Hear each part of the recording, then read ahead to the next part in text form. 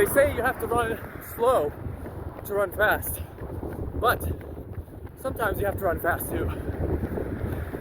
In this week's Cleveland Marathon prep video, I'll be talking about higher intensity training, speed work, interval runs, tempo runs, how I integrate them into my marathon training, and how you can too. Although easy runs and zone 2 training are a vital part of building your aerobic base and getting fitter, you do have to do some more difficult runs in order to train your body for speed and be able to run faster for a longer time during the marathon. If you just do all your training at an easy 11-minute pace and then try to run your marathon at a 9 or 10-minute pace, then your body and legs probably aren't going to be comfortable at that pace, and it's going to feel very difficult. Tuesday afternoon, second run of the week. Got an interval run today. I'm going to do 5 minutes on, 3 minutes off, 5 sets of that. And I think the goals are 7 minutes, 30 seconds pace for the ons, and then just active recovery, of course, for the offs. So, about 2/3 of the way through the warm-up now. Just 10 minutes easy just to warm up the legs. And I'll check in after each rep. Pretty windy day today.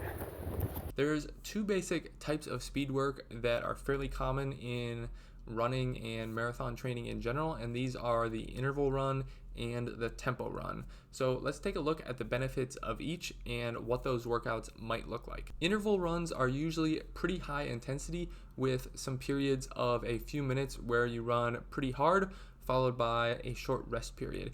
You are then going to repeat that interval multiple times. This should be at a pace that feels pretty difficult to sustain, but it shouldn't be an all-out sprint that you can only manage for 30 seconds or so. In a few minutes, I'll talk more about how to determine how difficult to make your tempo runs and interval runs. Just finished up rep number 1, and man, just a windy day today. Waves are crashing by. In the pace zone, feeling decent. Hopefully should be able to push and maintain next 4 reps. But I think whenever I turn around, the wind is really going to get gnarly. So those last 1 or 2 reps might be even more difficult. We'll have to see. And there's a number of benefits to tempo runs. First of all, improving your VO2 max, increasing your running efficiency, and building just speed in general.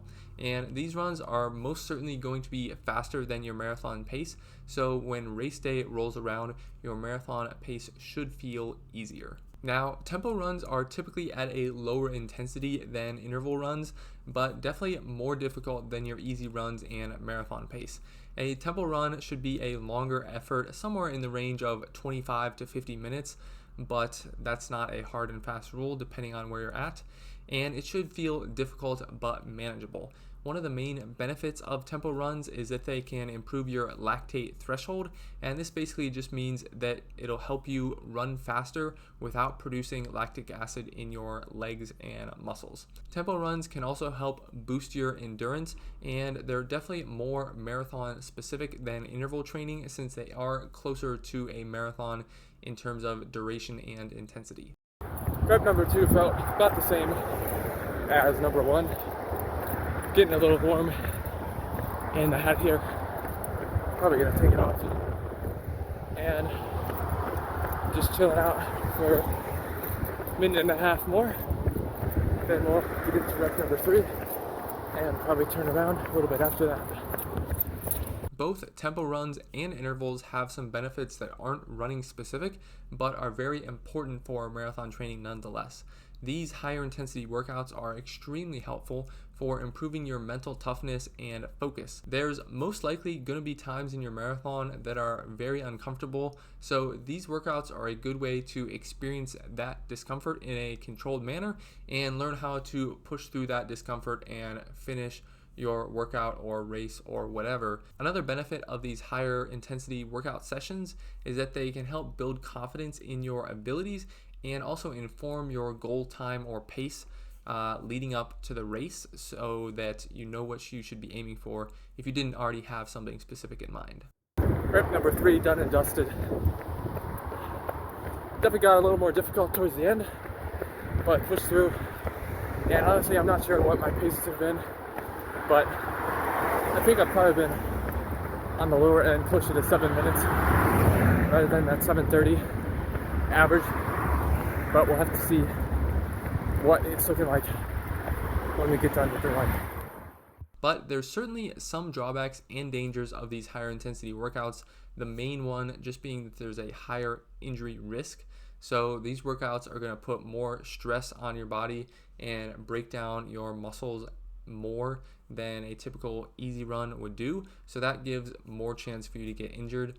But I think done in a reasonably controlled manner and with some common sense, they're perfectly fine to do. And that goes hand in hand with the second drawback, which is that they are more difficult to recover from and take longer to recover from. So if you're doing these workouts, you probably only want to do one of them in a week, unless you're a pretty seasoned runner and your body is used to a lot of volume, or else your body will just keep breaking down and you won't be able to fully recover from these harder workouts and enjoy the benefits of your easier runs. Rep number 4 done. Definitely saw some higher numbers, slower splits this one as I turned around, and I'm facing into the wind this one, and will be for the last one as well, but kept pushing, and I think I probably kept it below the 7:30 goal there, so happy with that. Just one more to go, so this is the one where when I was on the rowing team, we all said the last rep is free because you can suck as much air after that one as you want. And so just a chance to push extra hard, I think, on that last one and build that little ounce of mental strength for race day. Now, how do you actually create these workouts and execute them at the correct intensity? If you do a Google search or even just ask your favorite AI chatbot, it can give you a lot of helpful information on how to build a tempo or interval run in terms of how long it should be, or maybe what the intervals of work and rest should be. But the pacing side of things is more difficult to determine since that's more specific to you on an individual basis. And I personally don't really have a ton of experience with these higher intensity workouts, but I have been integrating them into my training over the past few months. And so I'll share some of the ones that I've done recently and kind of my thought process going into the pacing. So I did a 35-minute tempo run last week, which was at an 8-minute goal pace, and that ended up being just slightly below 8-minute pace. And for reference, my easy run pace is about 10 minutes per mile, and my marathon pace is probably going to be about 11 minutes per mile if I had to guess. And then this week's interval run that you've seen here was 5 reps of 5 minutes on, followed by 3 minutes of off or rest, and the ons being at 7:30 pace or below, and the offs just being slow, easy running at active recovery. And experience definitely plays a big part in finding the right intensity for these workouts. I don't have a ton of experience, like I said, doing these types of workouts in running specifically, but when I was on the rowing team in college, we basically did similar types of workouts. We would do, sprints of 500 to probably 1500 meters, with rest in between there, or we would do longer, like hard intervals, which is kind of like a tempo workout of 10, 15 or 20 minutes, and just do those hard, a few of those intervals. So I do have some experience there, which has helped me kind of match the intensity, I think, reasonably well over the past few months when it comes to running. When you do start out, you probably won't get the intensities perfectly right, and that's okay. You might do some of your interval runs at a pace that is way too easy for you and you're not trying super hard by the end, or you might do some interval runs that are super hard and you slow way down. Maybe you start the first interval at like 6-minute pace and then end the last interval at like 8-minute pace and you're just dying, and that's totally okay because you'll learn over time.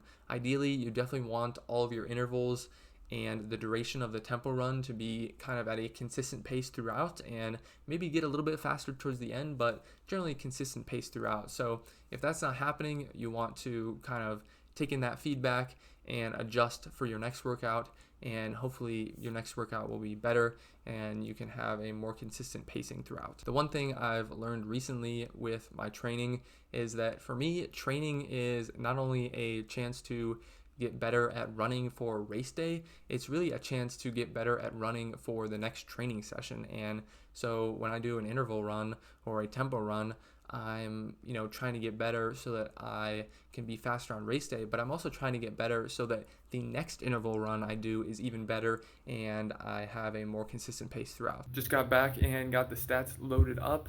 The intervals were 7:11, 7:10, 7:02, 7:18, and 7:20. So did slow down on the last two, but in terms of actual effort, I thought I was putting in just as much effort, even if not a little bit more on those last two. And I had turned around and was heading into the wind on those last two, so I knew they were most likely going to be slower, regardless of how hard I pushed, just because of that wind. But pretty solid effort throughout, I think. And this will probably be, I think it should be my last interval run before the marathon, at least like a hard one like this, because definitely don't want to be doing that the week or two before the marathon. Want to be resting the legs. So last hard interval run, but we'll probably do a tempo run next week still. This week is our second last week of really pushing the mileage and time higher and higher on the long runs.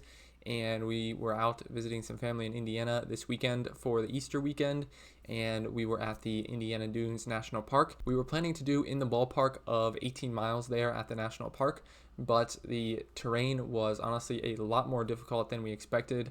A lot of the trails were pretty sandy with some loose sand, and there were some big hills with loose sand on the hills, so that just made it super tough. And just running every single step in that loose sand just tires your body out a lot more. And so we ended up only at 14 miles, and it was a pretty slow pace throughout. And the last few miles were a number of I think we did 5-minute jogs, 2-minute walks, stuff like that, just to keep moving forward, but at a slightly lower average pace. So pretty slow there. I'll show the stats up on screen, but I think, for us, the important part of the long runs at this point is just getting time on feet. And so that was 3 hours, 15 minutes of time on our feet that we were able to build up. So that ultimately checks the box, I would say, in terms of what we were hoping to accomplish in that run. It just looked a little bit different than what we were expecting. And next week, in terms of mileage and time, somewhere in the 20-mile range, between 3.5 and 4 hours, I would say, of running. So as long as we get kind of to one of those milestones, I think that's really what we're looking for, just because we don't have as much experience of running on our feet for super long periods of time like that. So that's what the long runs are really for us for at this point. We're not really doing any sort of speed work or tempo runs within that long run, if that makes sense. So still a solid week of training this week. Total mileage for week number 6 was 33.37 miles. Total running time 6 hours 14 minutes. So again, a little bit lower on the miles and just a skosh lower on the time than the last 2 weeks. But the long run, I think, we got out of it what we wanted to.